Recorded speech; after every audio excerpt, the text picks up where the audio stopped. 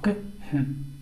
तो अब हम लोग इस पार्ट में मतलब अभी न्यू चैप्टर स्टार्ट करेंगे एटॉमिक स्ट्रक्चर, जो कि ये यूपीटीजीटी के सिलेबस में एटॉमिक स्ट्रक्चर है, डिटेल में है, और ये फिजिक्स का भी और केमिस्ट्री दोनों का कॉमन टॉपिक है। तो इसी प्रकार से ये इंपॉर्टेंट चैप्टर हो जाएगा टीजीटी के पॉइंट ऑफ व्यू से। और मोस्ट इंपॉर्टेंट इसमें पहले टॉपिक देख लेते हैं, इतने टॉपिकों को पढ़ने हैं। फर्स्ट ऑफ ऑल हम लोग एटॉमिक मॉडल देखेंगे, ठीक है। एटॉमिक मॉडल में कौन कौन सा मॉडल हमको देखना है, एक मिनट देख रहा है ना, एटॉमिक स्ट्रक्चर। एटॉमिक स्ट्रक्चर में मतलब परमाणु संरचना में पहले हम लोग देखेंगे एटॉमिक मॉडल। एटॉमिक मॉडल हमको 4 मॉडल पढ़ने हैं, कौन कौन से, Thompson model, Rutherford model, Bohr model और सोमरफील्ड मॉडल। थॉमसन मॉडल के कुछ और नाम हैं, जैसे जिसको तरबूजा मॉडल या वाटरमेलन मॉडल भी बोलते हैं, ठीक है। अभी इसको जस्ट डिस्कस किया जाएगा। Then Rutherford model, Rutherford model में जो अल्फा रे स्कैटरिंग एक्सपेरिमेंट किया गया था उसको डिस्कस किया जाएगा। बोहर मॉडल को डिटेल में पढ़ा जाएगा। बोहर मॉडल में हम लोग क्या क्या देखेंगे, बोहर मॉडल में Bohr velocity, Bohr energy, Bohr क्या बोलते हैं कि Bohr radius R equal to 0.529 n square बटा जेड एंगस्ट्रॉम, इस पर न्यूमेरिकल देखा जाएगा, तीनों पे न्यूमेरिकल देखा जाएगा, ओके। तो ये बोहर मॉडल में देखेंगे। देन सोमरफील्ड मॉडल, जिसमें 2 एक्सिस थी, इलिप्टिकल मॉडल था। सोमरफील्ड का जो मॉडल था वो कैसा था, इलिप्टिकल मॉडल था ये, ठीक है। इसमें एक मेजर एक्सिस होती है, एक माइनर एक्सिस होती है, ओके। तो ये चीज़ होगा। उसके बाद सेकेंड टॉपिक हम लोग पर कवर करेंगे आइसोटोप, आइसोबार, आइसोटोन और आइसो इलेक्ट्रॉनिक, जो कि वेरी इंपॉर्टेंट है, ठीक है।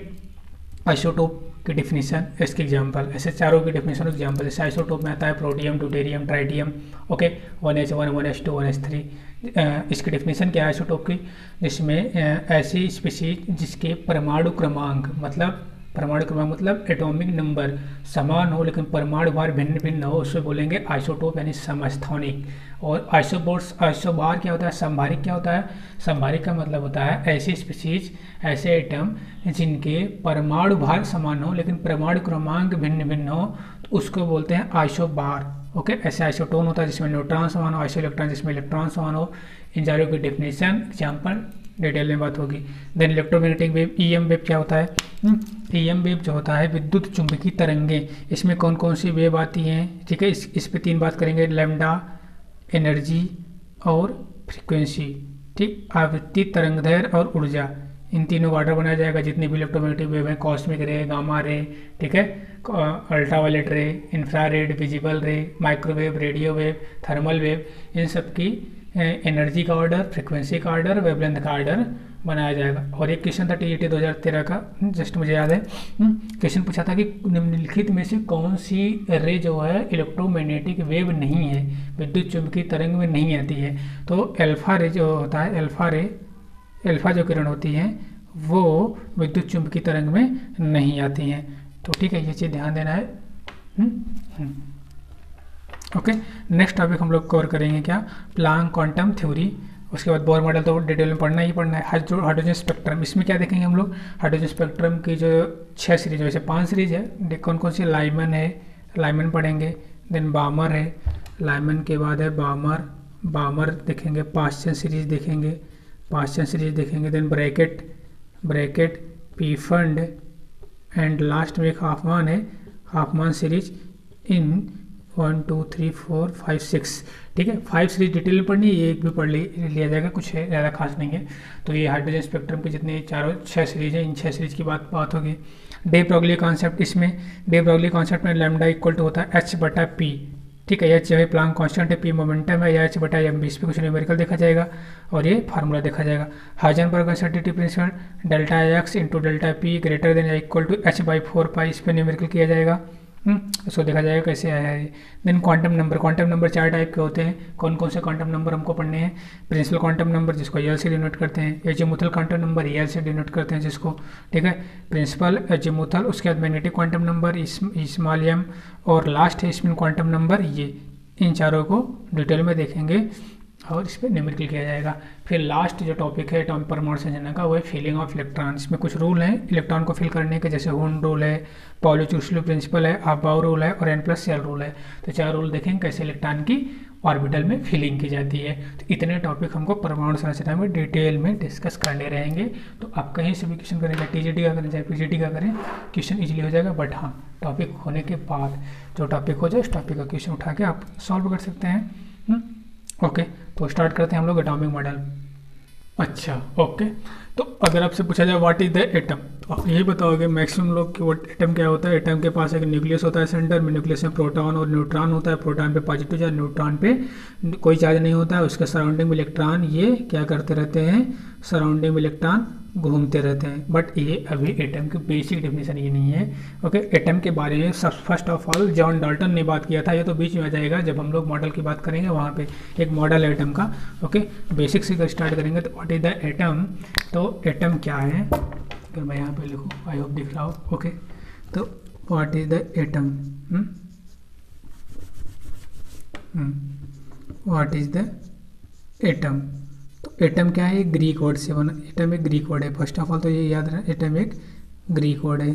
ठीक, अब एटम का मतलब होता है कि indivisible. Atom means indivisible, indivisible, indivisible means atom को डिवाइड नहीं किया जा सकता है, डू नॉट डिवाइड। और एक चीज़ और एटम होती है, एटम इंडेस्ट्राइबल होता है। अभी वो जब डाल्टन थ्योरी देखेंगे तो वहाँ पे देखेंगे। ठीक है, यहाँ पे हमको बेसिक डाल्टन की बात करनी, क्योंकि डाल्टन ने ही फर्स्ट ऑफ ऑल एटम के बारे में बोला था। तो जॉन डाल्टन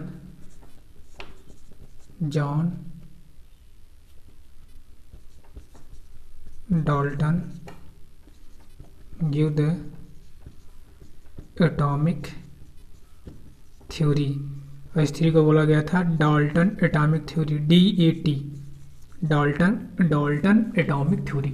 इसके कुछ स्टेटमेंट है जो कि मेमोराइज होने चाहिए। फर्स्ट ऑफ ऑल तो डाल्टन ने एक बार और चीज़ बोला था, मतलब DAT में नहीं बोला था, वैसे नॉर्मली, कि ऑल मैटर, जितने भी मैटर होते हैं, ऑल मैटर, एक मिनट, ऑल मैटर, जितने भी मैटर होते हैं किससे बने होते हैं, कंपोज्ड ऑफ स्मॉलेस्ट पार्टिकल्स, या स्मॉलेस्ट इंडिविजुअल पार्टिकल बोले ज़्यादा बेटर होगा, यहाँ पे इंडिविजुअल रहेगा, स्मॉलेस्ट इंडिविजुअल पार्टिकल, जिसको बोलते हैं एटम। अब यहाँ पे DAT की बात करेंगे, जॉन डाल्टन एटॉमिक थ्योरी की बात करेंगे। DAT में पहला स्टेटमेंट तो यही था, जितने भी एलिमेंट होते हैं, ईच एलिमेंट, नॉर्मल सी बात है, जितने भी एलिमेंट हैं स्मॉल पार्टिकल से मिलकर बने होते हैं। तो ईच एलिमेंट इज कंपोज्ड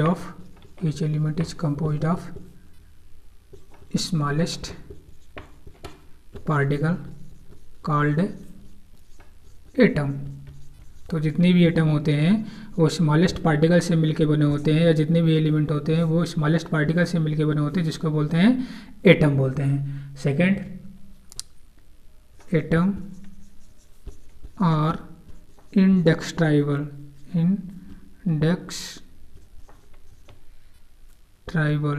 ठीक है, इंडेस्ट्राइबल का मतलब neither be atom means atom neither be created nor be destroy. Atom को ना ही क्रिएट किया जा सकता है, ना ही डिस्ट्रॉय किया जा सकता है। ठीक है, और थर्ड स्टेटमेंट है, एटम आर इंडिविजिबल। ओके, तो ये कुछ DAT के स्टेटमेंट थे जो कि मेमोराइज होने चाहिए। एक मिनट दिख रहा है ना, ओके सही है। तो ये चीज़ हो गया। अब इसको डिलीट करता हूँ जरा। एटम क्या होता है, इंडिविजुअल होता है। एटम इंडेस्ट्राइबल होता है, means atom neither be created not destroy. और जितने भी एलिमेंट होते हैं, ईच एलिमेंट है all matter composed of the smallest individual particle called the atom. John Dalton ने एटॉमिक थ्योरी दिया था। और एटम कैसा वर्ड है, ग्रीक वर्ड है। एटम एक ग्रीक वर्ड है, ठीक है। और एटम का मतलब दो वर्ड याद रखना है, क्या क्या, इंडिविजुअल और इंडेस्ट्राइबल। बस ये हो गया एटम के बारे में। अब आते हैं एटॉमिक मॉडल पर, ठीक है। एटॉमिक मॉडल एक मिनट चेक कर लेते हैं कैमरा पहले। ओके सेट है, ओके सही है। एटॉमिक मॉडल पे, ठीक। एटॉमिक मॉडल पे जब फर्स्ट मॉडल दिया गया था, ये क्वेश्चन भी है कि पहला मॉडल कौन था।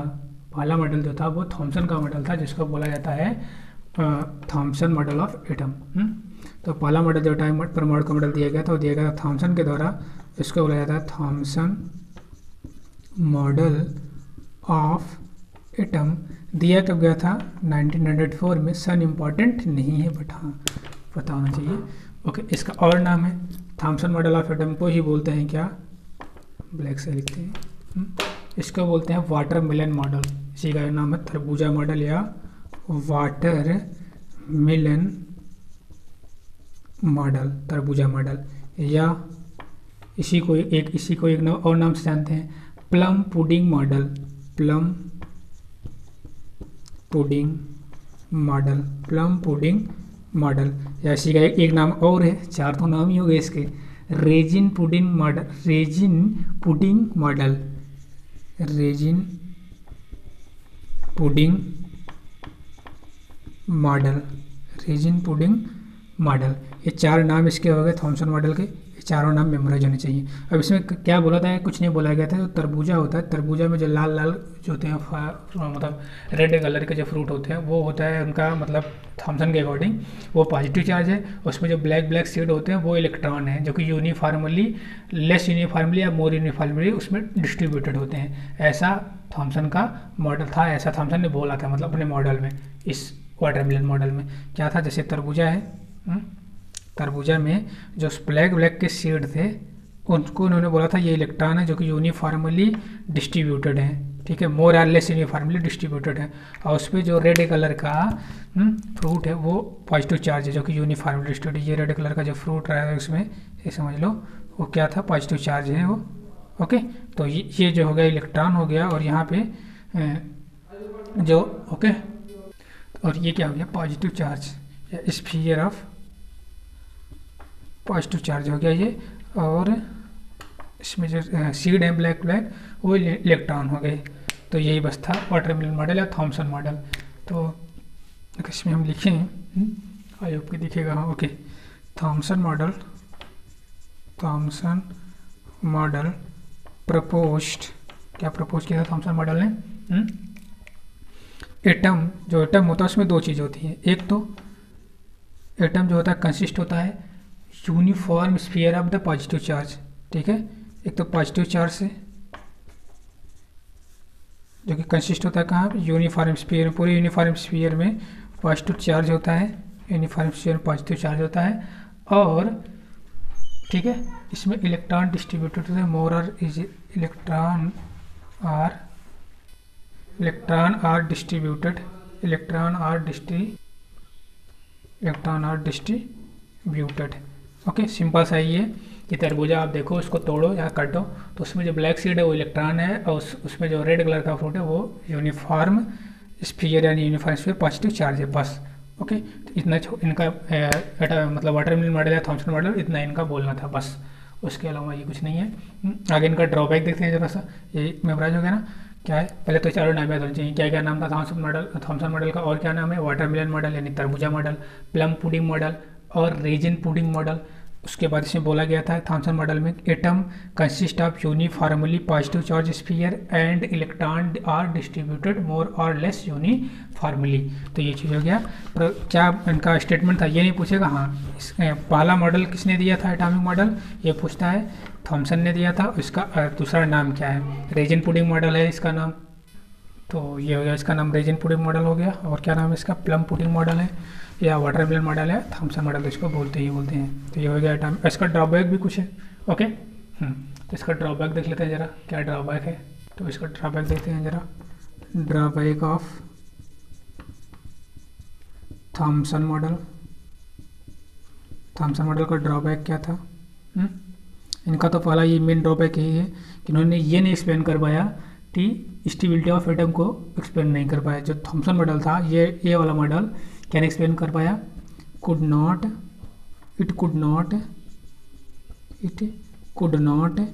एक्सप्लेन, क्या नहीं एक्सप्लेन कर पाया, stability of atom. Stability of atom को ये एक्सप्लेन नहीं कर पाया, ठीक। सेकेंड इनका ड्रॉबैक था मूवमेंट ऑफ इलेक्ट्रॉन का रिफ्लेक्शन इन्होंने नहीं बता पाया, मतलब कि ये स्टैटिक मॉडल होता है, ये स्टैटिक मॉडल था जबकि इलेक्ट्रॉन का मूवमेंट होता है, ठीक है। एटम में जो इलेक्ट्रॉन होता है वो मूव करता रहता है, तो ये सेकंड इसका ड्रॉबैक था, ओके। तो ये इनके एक दो ड्रॉबैक हैं। मेन ड्रॉबैक कि स्टेबिलिटी ऑफ एटम को एक्सप्लेन नहीं कर पाया, और सेकंड ये कैसा मॉडल था, ये स्टैटिक मॉडल था। ठीक है, ये इलेक्ट्रॉन के मूवमेंट को एक्सप्लेन नहीं कर पाया। तो ये हो गया थॉमसन मॉडल का ड्रॉबैक, और थॉमसन मॉडल का जो और नाम थे उसका क्या उसका स्टेटमेंट था। अब आते हैं सेकंड मॉडल यानी रदरफोर्ड मॉडल पे। ओके, सेकंड जो मॉडल था टाइम मॉडल वो था रदरफोर्ड मॉडल। तो रदरफोर्ड मॉडल, इसका भी एक और नाम है, इसी को बोलते हैं क्या, nuclear atomic model. Nuclear atomic model. ठीक, अब इस मॉडल को देखने के पहले एक एक्सपेरिमेंट किया था रदरफोर्ड ने, जिसको बोला गया था क्या, रदरफोर्ड स्कैटरिंग एक्सपेरिमेंट। उसको याद देखते हैं पहले। ठीक है, रदरफोर्ड स्कैटरिंग एक्सपेरिमेंट। इस एक्सपेरिमेंट में उन्होंने क्या किया था, उन्होंने सोर्स क्या लिया था। तो सोर्स उनके पास जो था अल्फा रे का एक सोर्स था जो अल्फा रे इमिट करता था। तो पहले यहाँ पे इनको देखते हैं सोर्स, और मतलब पूरे स्कैटरिंग एक्सपेरिमेंट जो इन्होंने एक्सपेरिमेंट किया था, स्कैटरिंग एक्सपेरिमेंट, इसका पहले सेट टाइप एक बनाते हैं। तो यहाँ पे सोर्स अल्फा रे का एक सोर्स है, मतलब ऐसा है कुछ जिससे अल्फा रे इमिट होगा। यहाँ से अल्फा रे क्या होगा, ये क्यूब है, मतलब सोर्स ऑफ अल्फा रे, सिंपल सा सोर्स ऑफ अल्फा रे है, मीन्स यहाँ से अल्फा रे इमिट होगा। ठीक, यहाँ से अल्फा रे इमिट होगा। और फिर यहाँ पे एक स्लेट रखी गई थी, लेड की प्लेट। तो ये एक यहाँ पे एक लेड की प्लेट है, यहाँ पे थोड़ा सा एक पोर बना दिया जाएगा ताकि यहाँ से अल्फा रे जो है पास हो सके। तो यहाँ पे एक पोर है, और ये किसकी प्लेट है, लेड की प्लेट है, ये लेड की प्लेट है। अब यहाँ पे एक गोल्ड थिन पतली सी गोल्ड की फाइल है, मतलब पतली सोने की पन्नी, एकदम पतली सी गोल्ड फाइल है यहाँ पे, पतली सी, एक मिनट, ये रही पतली सी गोल्ड फाइल। ठीक, पतली सी ये गोल्ड फाइल रही। ओके, अब अल्फा रे यहाँ से निकलेगा, इससे पार होगा। अब यहाँ पे जाके, ठीक, एक मिनट, ठीक है, ये जो सर्कुलर दिख रहा है ना, ये जिंक सल्फाइड की एक स्क्रीन है। ठीक है, सर्कुलर फ्लोरोसेंट स्क्रीन है जो कि जिंक सल्फाइड की बनी होती है। तो जिंक सल्फाइड की ये स्क्रीन है जो कि फ्लोरोसेंट स्क्रीन है। ओके, गोल्ड फाइल यहाँ पे बीच में रखा गया है, थिन गोल्ड फाइल। ये इस जो जिंक सल्फाइड की सर्कुलर स्क्रीन है, इसके बीच में ये थिन गोल्ड फाइल रखा गया है, थिन गोल्ड फाइल, पतली सोने की पन्नी है ये, यहाँ पे रखी गई है। यहाँ पे जैसे अल्फा रे गिरेगी इस थिन गोल्ड फाइल पे, ठीक है, तो ओके, तो मैक्सिमम जो होती है वो स्ट्रेट लाइन पे चली जाती है, मैक्सिमम अल्फा रे सीधे जो है पार कर जाते हैं गोल्ड फाइल को। ठीक है, मोस्ट ऑफ अल्फा पार्टिकल क्या होते हैं, सीधे स्ट्रेट लाइन में मूव कर जाती हैं। और कुछ ऐसी अल्फा रे होती हैं जो कि क्या हो जाती हैं, रिफ्लेक्ट हो जाती हैं, यानी कि कुछ एंगल से घूम जाती हैं ऐसे। और कुछ एक ऐसी होती हैं जो बैक फॉरवर्ड 180 डिग्री पे मूव कर जाती हैं, मैक्सिमम सीधे चली गई। कुछ ऐसी हैं कि जो डिफ्लेक्ट कर गई, कुछ स्मॉल एंगल से डिविएट कर गई या डिफ्लेक्ट कर गई, इधर ऐसे हो गई। और मैक्सिमम कुछ एक, मतलब अगर 20,000 अल्फा रे हैं, 20,000 अल्फा पार्टिकल है, उसमें से एक अल्फा पार्टिकल अल्फा रे 180 डिग्री से बैक हो जाती है, वापस आ जाती है। तो ये चीज़ था इसका। अब इस एक्सपेरिमेंट का मैं यहाँ पे लिखूँगा ऑब्जर्वेशन। तो ऑब्जर्वेशन यहाँ पे लिखूँगा। ऑब्जर्वेशन क्या किया इस रदरफोर्ड ने, इस एक्सपेरिमेंट को करके उन्होंने जो ऑब्जर्व किया वो ये ऑब्जर्व किया, पहली चीज़ कि most of alpha particle straight line में चली गई, मोस्ट ऑफ अल्फा पार्टिकल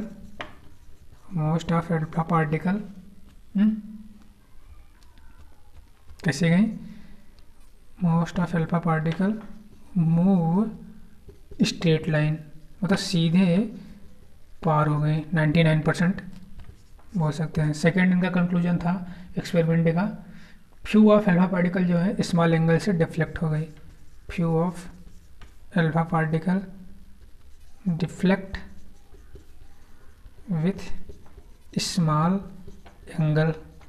और थर्ड कंक्लूजन था, ये कंक्लूजन से भी क्वेश्चन आ चुका है टीजीटी में, वेरी फ्यू, ध्यान देना है, वेरी फ्यू यहाँ पे बोला जा रहा है, वेरी फ्यू अबाउट, यहाँ पे मैं लिख देता हूँ अबाउट 1 in 20,000 कहते हैं, ठीक है, about in 20,000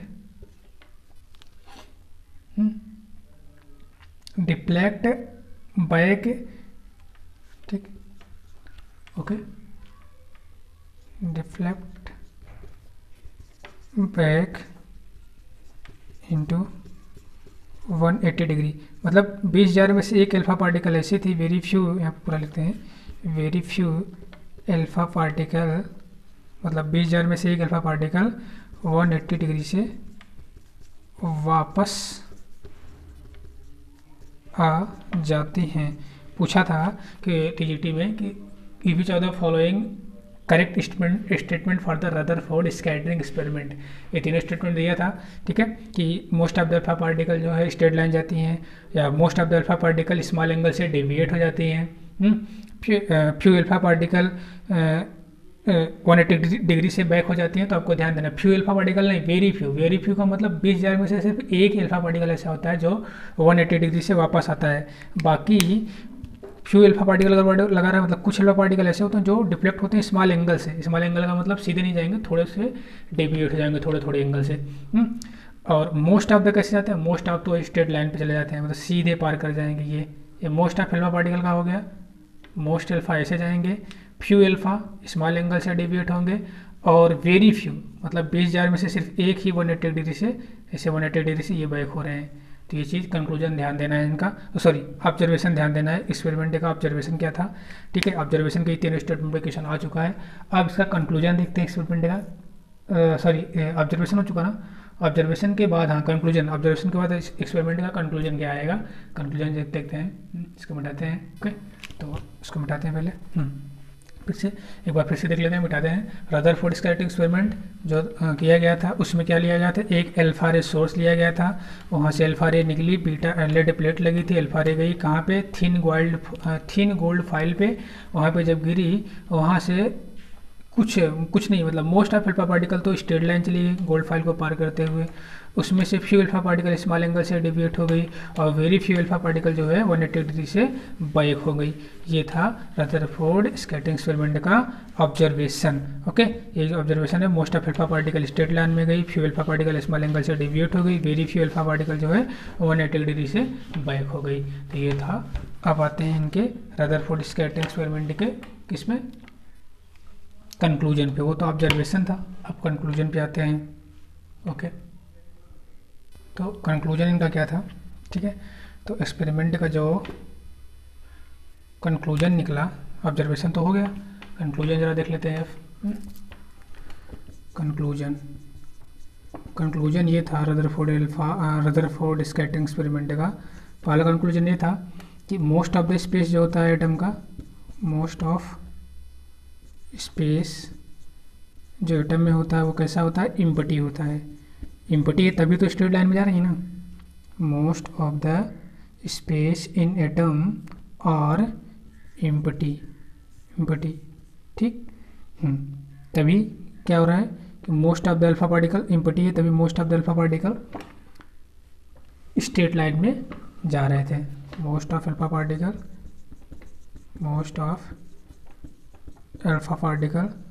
move straight line.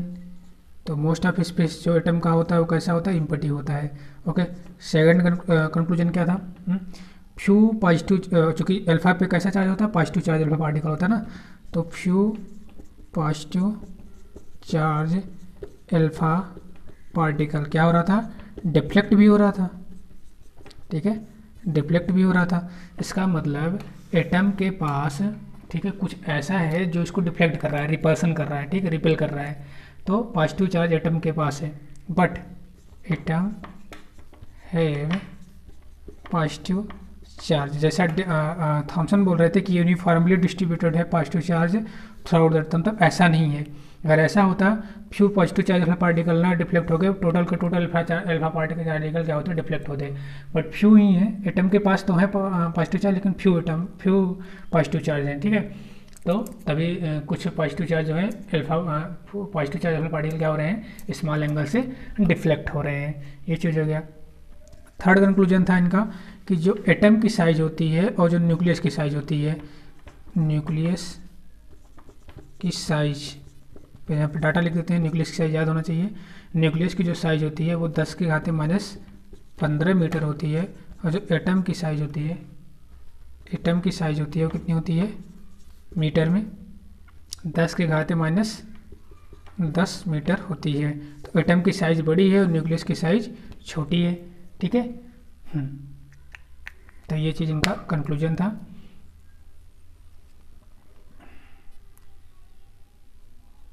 तो एक बार कंक्लूजन फिर से देख लेते हैं।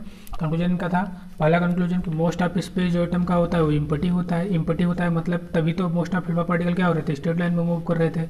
सेकंड कंक्लूजन था कि एटम के पास पॉजिटिव चार्ज होता है, हाँ, वो है न्यूक्लियस। न्यूक्लियस ये ना जिसके पास पॉजिटिव चार्ज होता है, एटम में न्यूक्लियस होता है जिसके पास पॉजिटिव चार्ज होता है, तभी अल्फा पार्टिकल जो था वो स्मॉल अल्फा पार्टिकल या फ्यू अल्फा पार्टिकल जो है स्मॉल एंगल से डिविएट हो रहे थे।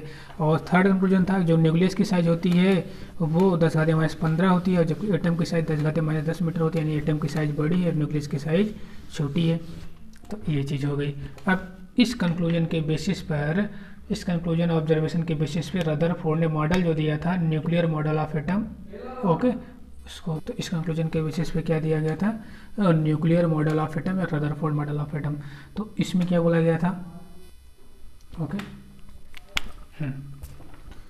तो इस मॉडल की बात करें अगर, तो पहला यही था कि एटम के पास दो चीज़ें होती हैं, एक तो पॉजिटिव चार्ज होता है, पॉजिटिव चार्ज होता है, एटम के पास एक पॉजिटिव चार्ज है। रदरफोर्ड के अकॉर्डिंग जो एटम के पास पॉजिटिव चार्ज है वो क्या है, वो कौन सा रीजन है, वो न्यूक्लियस है, या नहीं एटम का वो क्या है, न्यूक्लियस है, according to the Rutherford model के अकॉर्डिंग है। और न्यूक्लियस के सराउंडिंग में क्या है, इसके सराउंडिंग में, न्यूक्लियस के सराउंडिंग में क्या मूव करते हैं, इलेक्ट्रॉन। न्यूक्लियस के सराउंडिंग में क्या मूव करते हैं, इलेक्ट्रॉन मूव करते हैं वेरी हाई स्पीड से, और एक सर्कुलर पाथ में मूव करते हैं। उस सर्कुलर, यहाँ पे लिख देते हैं, electron move around nucleus electron move around nucleus with very high speed, in circular path called orbits.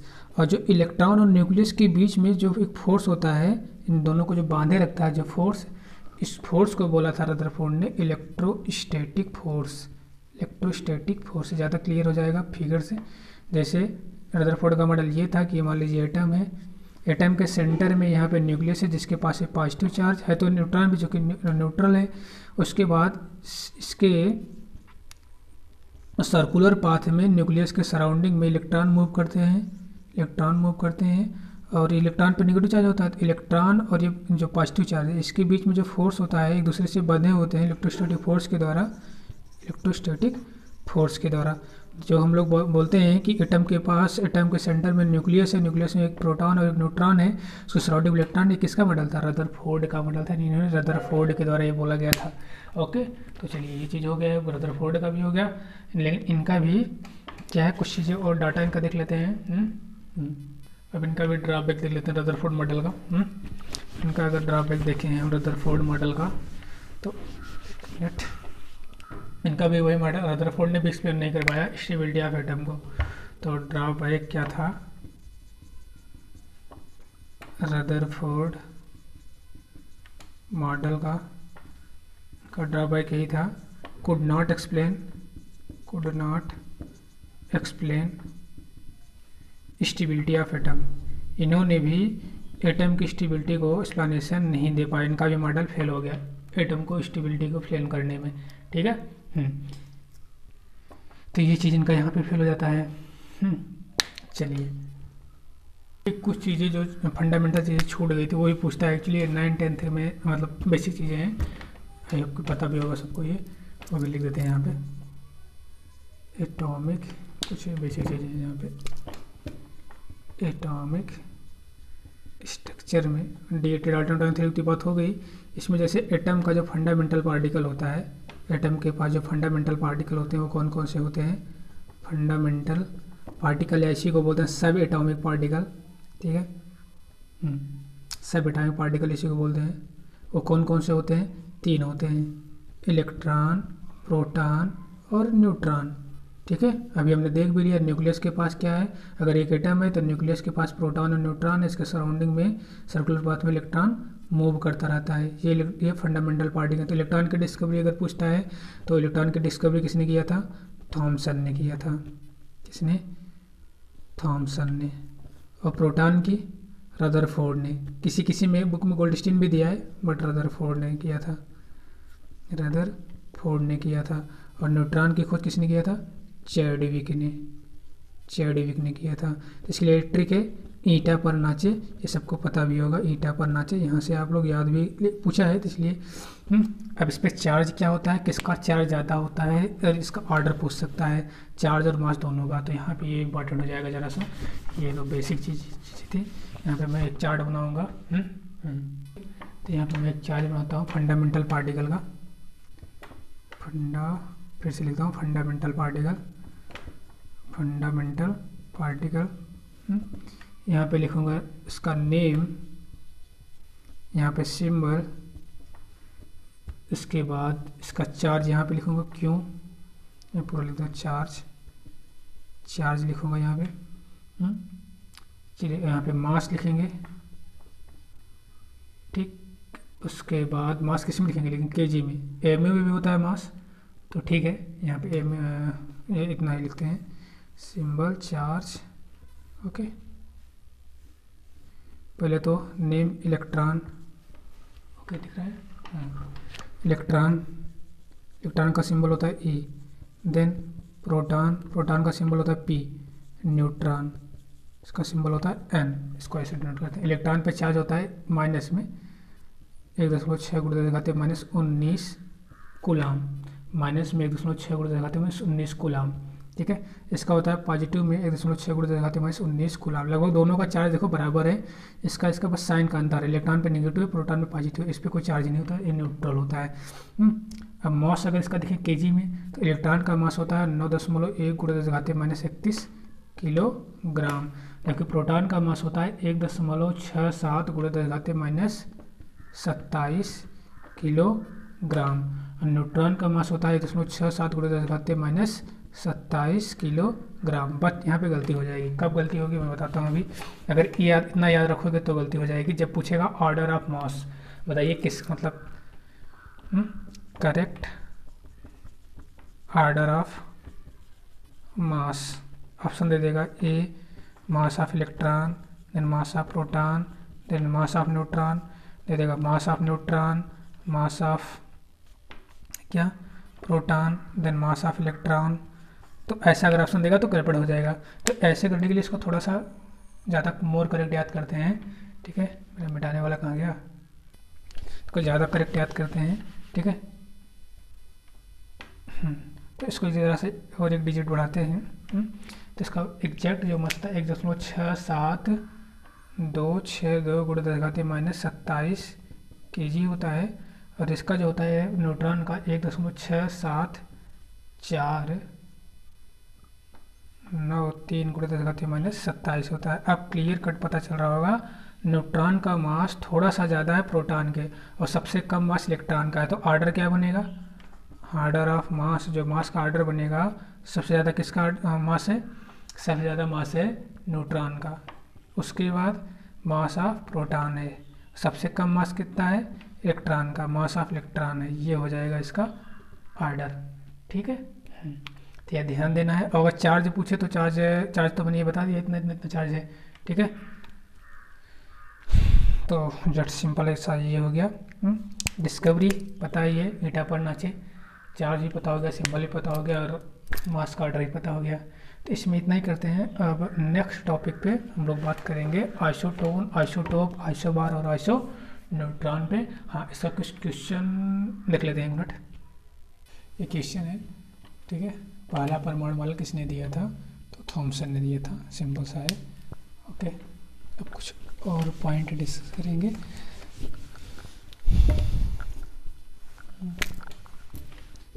Some other point. ठीक, जैसे कि टेबल कुछ पार्टिकल उसके डिस्कवरर के नाम, इलेक्ट्रॉन प्रोटॉन न्यूट्रॉन के तो हो गए। तो मैं एक टेबल बनाऊंगा,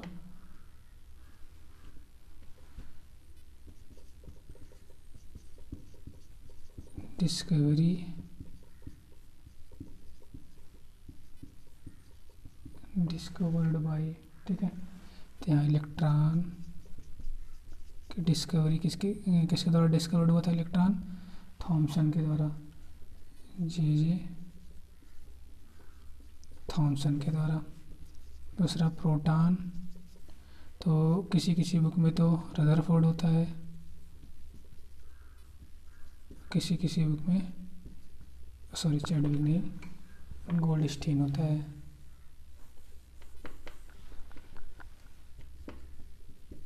गोल्डस्टीन। उसके बाद न्यूट्रॉन की डिस्कवरी किसने की थी? न्यूट्रॉन की डिस्कवरी चैडविक ने की थी, चैडविक ने, ठीक है। इलेक्ट्रॉन के थॉमसन ने, प्रोटॉन के गोल्डस्टीन ने, न्यूट्रॉन की चैडविक ने, न्यूक्लियस की रदरफोर्ड ने, न्यूक्लियस की रदरफोर्ड ने, क्योंकि रदरफोर्ड ने ही न्यूक्लियस एटॉमिक मॉडल दिया था।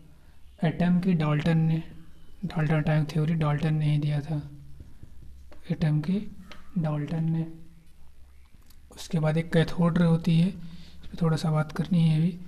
कैथोड रे की डिस्कवरी किसने की थी? विलियम क्रुक्स ने, विलियम क्रुक्स ने की थी। और ई बाई एम, इलेक्ट्रॉन का charge by mass ratio electron का किसने दिया था? Charge by mass ratio electron के लिए जे थॉमसन ने दिया था, जे थॉमसन ने दिया था, ठीक है।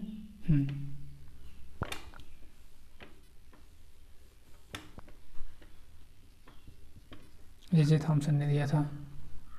और इसका वैल्यू कितना होता है ई बाई एम एफ इलेक्ट्रॉन का? 1.75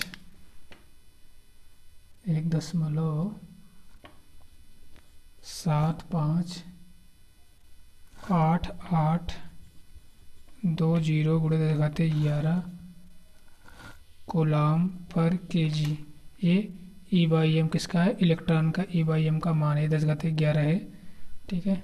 10⁻11 केजी है ये, 10⁻11 केजी। 1.758820 गुणे 10⁻11 कूलम्ब पर केजी, ये इलेक्ट्रॉन के लिए ई बाई एम का मान होता है। नेक्स्ट जो है ध्यान देना है, पॉजिट्रॉन की खोज एंडरसन ने की थी, कभी कभी पूछ सकता है, यहाँ पे लिख लेते हैं। पॉजिट्रॉन की खोज किसने की थी? मार्कर गड़बड़ हो गया, सही लिखते हैं। पॉजिट्रॉन की खोज किसने की थी? एंडरसन ने की थी। और कुछ पढ़ी से मेसान की खोज युकावा ने की थी। मेसान की डिस्कवरी किसने की थी? युकावा ने की थी। और न्यूट्रिनो की पाउलिंग ने, एक न्यूट्रिनो पार्टिकल होता है, न्यूट्रिनो पाउलिंग ने की थी, ओके। अब इसको जरा मिटाते हैं, फिर और लिखेंगे, ठीक। मार्कर सही है कि गड़बड़ हो गया? ओके, तो ये हो गया क्या? इलेक्ट्रॉन की किसने की थी? जे थॉमसन ने की थी। प्रोटॉन की रदरफोर्ड ने, मार्कर गड़बड़ हो गया, चलो।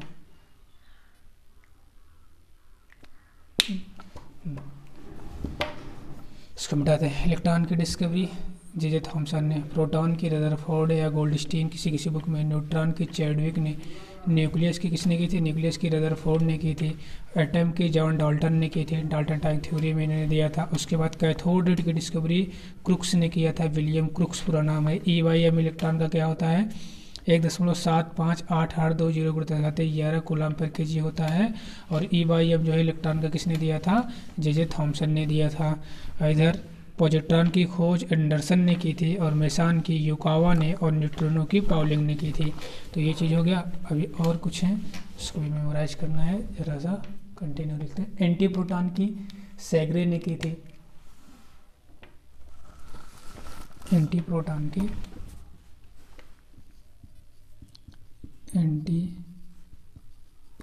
की सैगरे, ठीक है, सैगरे ने की थी। और नेक्स्ट है एनोड रे की गोल्डस्टीन ने की थी। एनोड रे से कैथोड रे है, वैसे एनोड रे है, इसकी डिस्कवरी किसने की थी? गोल्डस्टीन ने की थी। गोल्डस्टीन ने एनोड रे की थी। एटॉमिक नंबर मोजले ने दिया था और ई बाई एम जो है प्रोटॉन का किसने दिया था? ई बाई एम प्रोटॉन का दिया था, इन्हीं ने गोल्डस्टीन ने ही दिया था। गोल्डस्टीन ने ही दिया था, ठीक है। एटॉमिक नंबर अगर पूछे, एटॉमिक नंबर की डिस्कवरी मोजले ने की थी। एटॉमिक नंबर किसने की थी? मोजले ने की थी। तो ये कुछ साइंटिस्टों के नाम पता होने चाहिए। ठीक है, ओके। तो ये चीज़ हो गया, इसमें इतना करते हैं, ओके।